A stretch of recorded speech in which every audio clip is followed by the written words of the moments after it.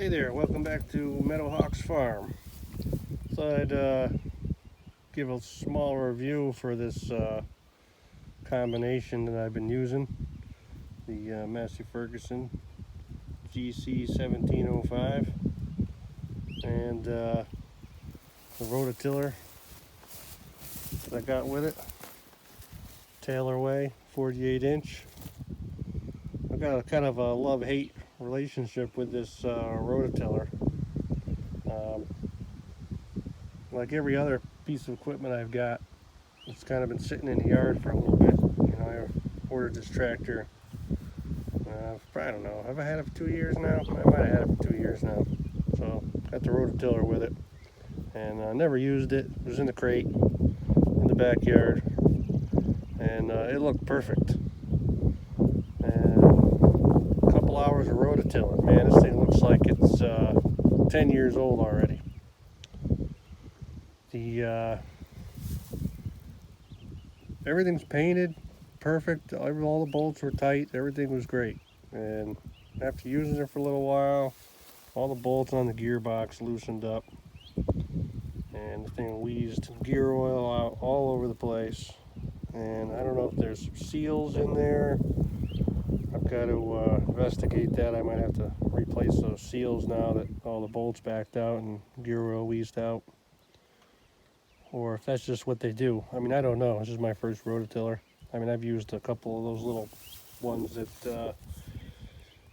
go behind, and your little lawnmower engine on them. You get them at the rental yard sometimes. This was my first 3-point rototiller, and yeah, I don't really like all that fluid leaking out of there, but that'll be another thing to fix. There's always something to fix on the farm, winter projects. But we need it now, so we just keep it full and do what we got to do. But it does a nice job at chopping up the sod. And the 22.5 horsepower of this tractor does pretty good. It grunts a little bit, and you just got to back off the hydro pedal a little. This was this morning's fiasco. Most of the rocks here are nice and flat, and this thing just chucks them right out the back. And I got a nice round rock.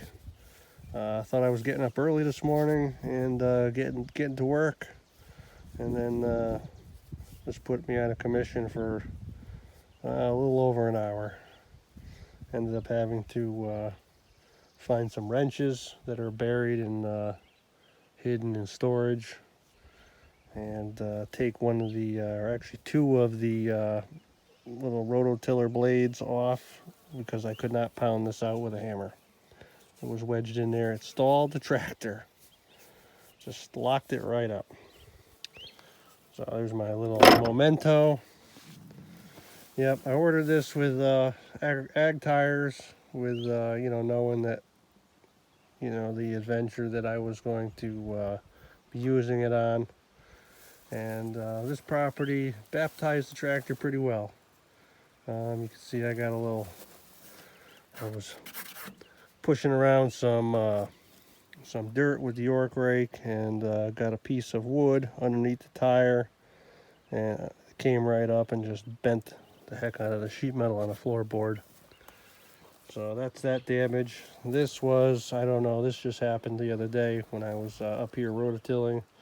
That's what's left of the linkage for the belly mower, which I don't own a belly mower, so I've been procrastinating on taking all that stuff off, and now that I bent the heck out of it, I'll just take it off. This tractor, I added this little $300 canopy, which is now just a bug-infested bug net. They love riding in here with me. And I've added 2-inch wheel spacers from a company called Brotec. They make wheel spacers for all the small compact tractors, and they might make some for compact tractors and a little bigger too. I'm not sure, but their wheel spacers are really awesome. and they're really well made. And they make 3-inch spacers, but the 3-inch I think would have thrown me off on every implement that I have built here. Everything's made off of like 60 inches, so the tractor's about, I wanted to keep it 60 inches or less, and the 3 inches would have thrown it off. So wheel spacers, and then I got this nice skid plate on here. These have a little fan, plastic fan under there for cooling the transmission, and then there is a filter under there for the hydrostatic, and they are in a very bad place if you're not, using this tractor to mow grass on your lawn, which, it's pretty much what it is, a glorified lawnmower. And it would be very easy to puncture those. So that's insurance policy, and the price wasn't bad on it, and it's solid. It's solid, and it's got a little underneath that little Brotec there. It's got 2 bolts, and that comes off of there, and that's where you can get in and access the filter. Yep. I should call them and see if they make a skid plate for the front for the fuel, because the fuel is hanging down there. At least I got the linkage for the mid-mount mower and not the fuel filter. But I don't know. I could probably make something myself for that. Oh, you can see on it, I don't know if you can see the plastic piece for the front drive shaft. Got a little knurled too. Yeah, it's tough country up here. Tough country. But other than that, this tractor's been great. It makes some good low-end torque. That Iseki diesel, and it's heavier than, it's a little heavier than the Kubota. For traction. I don't know about the John Deere. I didn't have a John Deere line of credit, so this was a little bit less expensive than the John Deere. Those John Deere seem to do pretty good. The ones that I've seen on TV, they seem to lift quite a bit and everything. Maybe even a little bit more than this, but I think that's a little bit. The tractor itself just looks a hair bigger anyway. This looks more like the size of I don't know. This would be in a BX class, which is definitely smaller than the John Deere. But the tires are loaded. They're not crazy heavy, but I don't know what's in there. There might be 100 pounds of beet juice in those tires in the back. They make front wheel spacers that I don't know, with the loader. If I was just cutting grass, that would be great. But with the loader, I don't know if the stresses would be real good on the lug nuts or anything like that. So I didn't get those. And you got a loader, you're always scooping as much as you can. The loader on this, I had bought this Massey Ferguson quick attach, and basically it's the bucket comes off and this little bracket goes on in place, and it uses the same pins, and it's got this little cradle here. And you can put it on if you wanted to take your bucket off. Let's say you wanted to mow, but you didn't want to take the whole loader off. You just wanted to pop the bucket off for a little visibility, and you could do that. But they don't make any attachments to fit that quick attach. It's not like a skid steer quick attach. It's Massey Ferguson's own little thing, and it's easy enough to have a welding shop make some brackets and put on anything you want. Like I had a local welding shop back home make these brackets. These are the same bracket that would be on the loader, and he duplicated them, and he made the pins and everything, and then he welded it on this. I had back in the day I had this old skid steer, and I had to use this plate here. It's like a 3-point hitch, and I had a plow on it. Use it to plow the driveway. Just just kind of cut an old Myers plow up and put the pins on it and the chain. But I had a 3-point hitch pallet forks, which fit right on there nice. And you know, I mean, the thing won't pick up a ton, but you can move things around with it, and it's great for moving trailer. It's got the little Reese hitch in the front there, and I can just pull 2 pins and it pops right off, and then I can go back to the bucket. And I had that guy making up a few more of these duplicate brackets, so I can weld them on other things if I feel like it. And I don't know, find something else to weld them on, make it a couple attachments. I mean, this particular tractor, I mean, I don't know what the lift capacity is offhand. It might be, let's say it's around 500 pounds. So, I mean, I've seen a few. There's one on the line with a little grapple bucket. But, I mean, those grapples and stuff, you know, are so heavy. I think it just, you know, by the time you pay for the implement and put it on there for what it can do, I don't know. If I had a bigger tractor, it'd definitely be worth it. I had a grapple bucket on that old skid steer I had, but you know, that thing would lift you know, 2,500 pounds.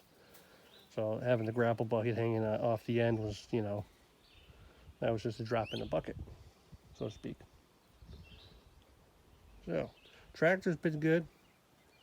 It's got I don't even know, what do we got for hours on this thing? I've put 141 hours pretty much all on this property, riding around. I think I brought it up here and just ran around with the York rake, and I put 80 hours on it, and in about a week I was on this thing non-stop. Yeah, so it does good. This rototiller, I don't know, kind of a love-hate relationship. I was thinking about getting a little 4-foot disc harrow, and I think I was worried about having traction and the power to really get a disc harrow to sink in and do what it needs to do. I thought a rototiller on this smaller tractor, if you're going to go with a smaller implement, would have been more productive. And I definitely think it is. I haven't used a disc harrow, but you know, you see a big tractor disc in a field, and you know, that disc harrow is thousands of pounds, and the tractor's, you know, maybe 60, 70, 80, you know, 200 horsepower, who knows, and it's pulling it like butter. And you know, a lot of these implements really work on weight. I think the sod would probably just kind of cushion the cutters on the disc harrow, and it probably wouldn't do too well. I might need to get a single bottom plow and plow it and then disc harrow it, which is probably the traditional method.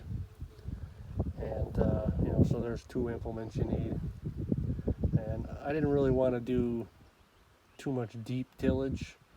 I don't have this thing set all the way as deep as it'll go.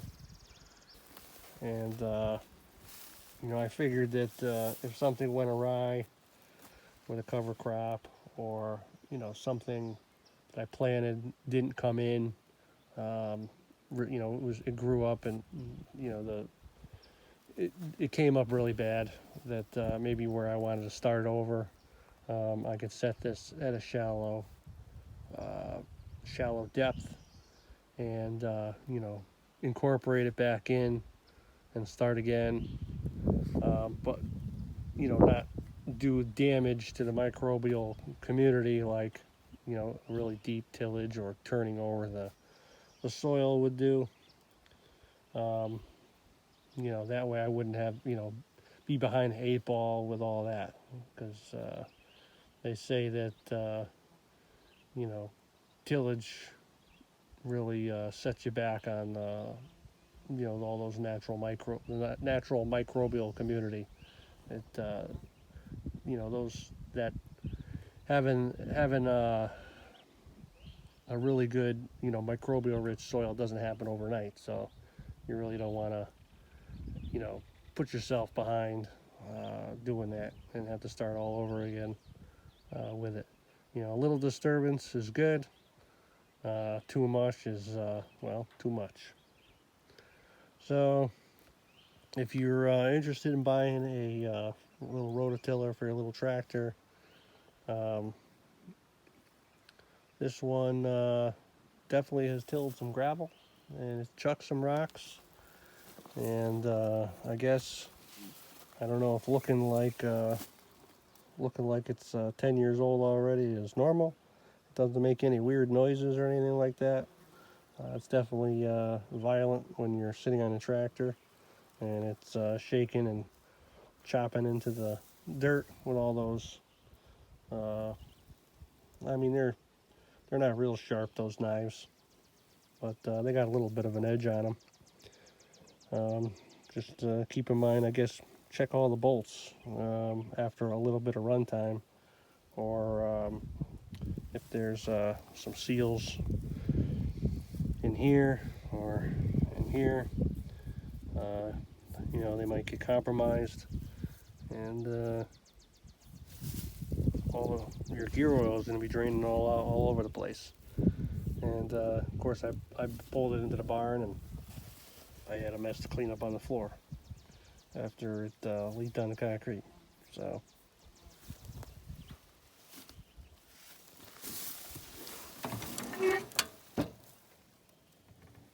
there's the knives on them things.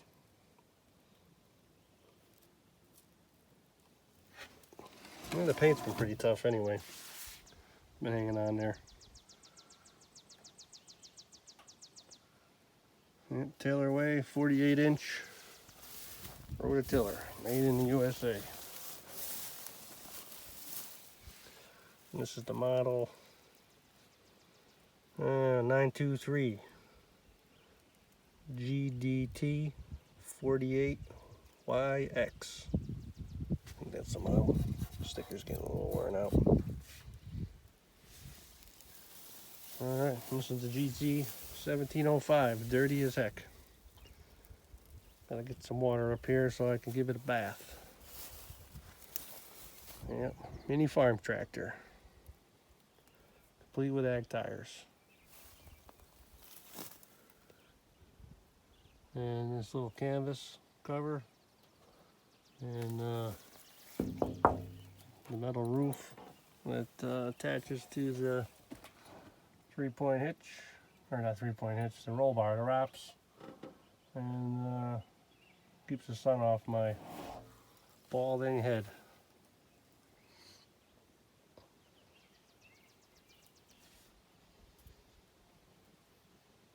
Alright, Joe with Meadowhawks Farm, and catch you on the next one. Thank you very much.